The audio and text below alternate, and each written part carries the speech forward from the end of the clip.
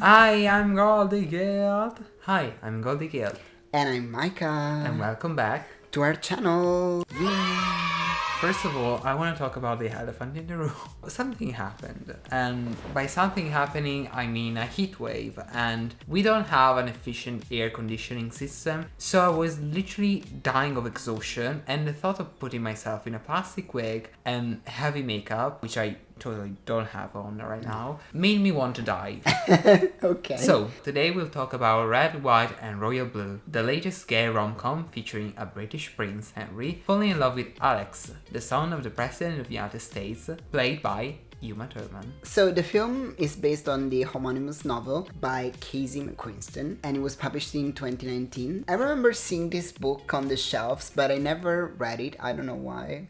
Yeah, I saw the book on the shelves too, but recently in like the TikTok recommended. Oh yeah, full disclaimer, we haven't read the book, obviously. No. I don't know, should we? Is it good? So, we went into this movie completely blind. What were you expecting from this movie? Okay, I was expecting a good gay rom-com, silly, pretty mindless, and with some adult entertainment. Yes, some adult themes. And with more sex than maybe Heartstopper, which is something we recently watched. To be more explicit than Heartstopper, you need to have like one makeout scene. Actually, I felt the weight of the puritanism of Heartstopper when I was watching this film, because they really didn't have any warning. No, like that's a long way to say that you just wanted to see dicks and cocks. Dicks and cocks.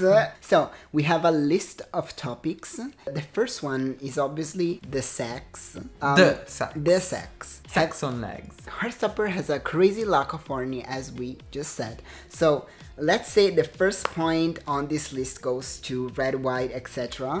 We're not gonna give out any more points. There's just one point, and it's this one. Yeah, I think they did a very good job because they showed two men attracted to one another without any guilt. It was kind of pure wholesome. It was very jokey at points. I think so. So it wasn't like maybe Heartstopper could incorporate a little bit more. Yeah, exactly. What do you think about the chemistry of the actors? I think they had very good chemistry. Maybe I was biased because they were both very attractive. So I don't want to be graphic, but it's gotta be. But yes, exactly. But the scene with the tight riding pants. And there was a full shot of his ass. These pants are so tight. Also in the Red Room, when Henry immediately raises his legs, like, ready to go to Pound Town. We could go. Making me hate Heartstopper right now. I hate that. Yes, it's working. Okay. We could go on, but then our video would get demonetized. Oh, yeah, because we are monetized anyway. Yes. With our 2 subscribers. 200. We're our 2 piece in a biscuit. I don't want to lose the HelloFresh sponsorship. Next point is comedy, which we are clear expert on. Exactly. Was this movie funny? It was hee tier. Oh, okay.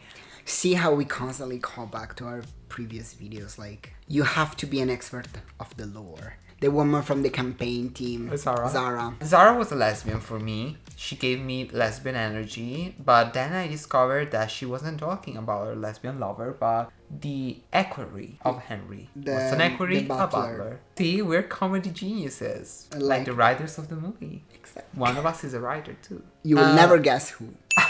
Another so super funny thing was Uma Thurman's accent. Oh, yeah, totally. As soon as you started speaking, I was like, she sounds different. I found a tweet that said, like, Trixie Mattel was her accent coach for this movie.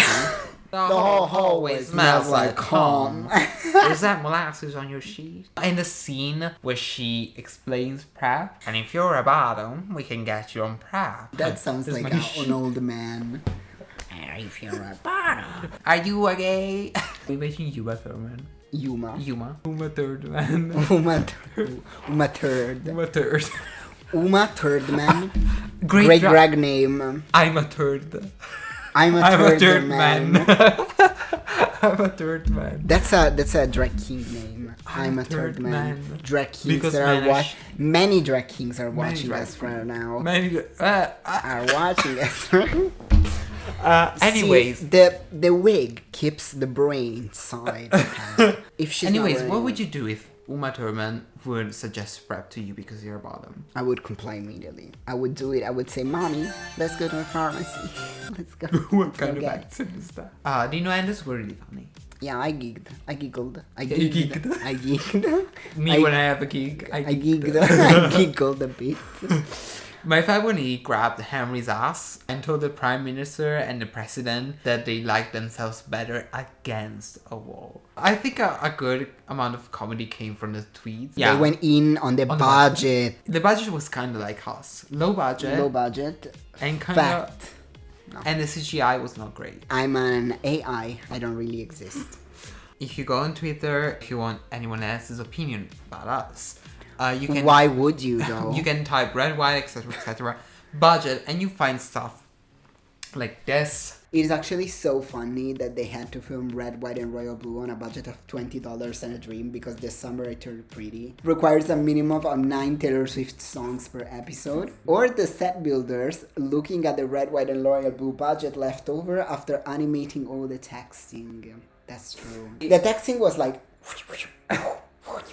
was like that Sherlock scene of the Mind Palace going like... No, but honestly, some of the green screen was suspicious. Rough. All the puppies that are watching us right now, they're like, rough. That one shot of Alex and his father at the White House had me screaming. It was so distracting. They were like, One shot that really made me laugh was that they showed their summer house. I mean, there was this huge, giant patch of bad grass. Like, the grass was literally grey, actual grey. It looked like a set of Game of Thrones where a dragon had just burned everything. a Game of Thrones reference in 2023. Very relevant. I'm still not over that. Before we move on to themes, can we talk for a second about the amount? We can talk. About the amount of suits that this movie had. Like, that menswear guy on Twitter would have such a blast. Menswear guy, I know you're watching this. Can we have your thoughts on the outfits in red, white, and etc., etc.? Thank you. Thank you. Can we talk about the New Year's Eve party? You surely want to talk about a lot of things I'm tonight. very chatty. Apparently, everyone had to hate on this scene. I don't want to say anything, but my king birthday party in the basement of my parents' house probably went harder, but I don't care. Wait, that's not like that's the party where no one showed up. No. Which one was it? Which one was It was my 17th birthday party. it? Okay. And probably the Or the previous other ones. I don't remember because I wasn't gay. Guys, does your life before your coming out matter? No. No. There's another tweet I read that unfortunately I can't find. So, sorry OP, but it said something like, why would the president's son host like his New Year's Eve party in a small tent? And that took me out. Well, actually, Trixie Mattel says she was invited to the White House and they asked her to bring her own blanket to sleep on. So they probably do not have the budget. Like, the White House budget was spent all on the fake snow. The fakest, honestly. Okay, let's move on to the themes now. What themes? Being gay. As the king said, homosexual. Coming from Stephen Fry, like, who famously played Oscar Wilde. He's also gay. He is. Good for him. Not being afraid of being yourself. Breaking traditions. And something else. Standing up for your love. Living in a fantasy world where Texas is blue and every day is a fairy tale. And we weren't even bothered by it. Oh, I lived for a carefree movie. But the most unrealistic thing of the movie was they went to Texas and they didn't even see a single Mistress Isabel Brooks show. We actually talked about this the entire time in the movie. It was criminal. I would die to see her. Mistress, She was my fave. you are watching us, of course. Please be featured in the sequel. Time to wrap it up. This film was enjoyable, funny, and with hot men. Everything you need. It even has a stamp of approval of Kit Connor, which was very moved by this movie. I can Cut to see next why, year eh? in the sequel, where they go to Ibiza and they have a threesome with Kit Connor, who's playing himself as a cameo. Kit, we know you're watching this. Please feel free to credit us for the idea. That's all for today's video. Thank you so much for watching. Don't forget to like, comment, subscribe, send it to your mom. All that good stuff. Next video, next week, as always. And in the same day, which is Tuesday. yes, that's all. Ciao.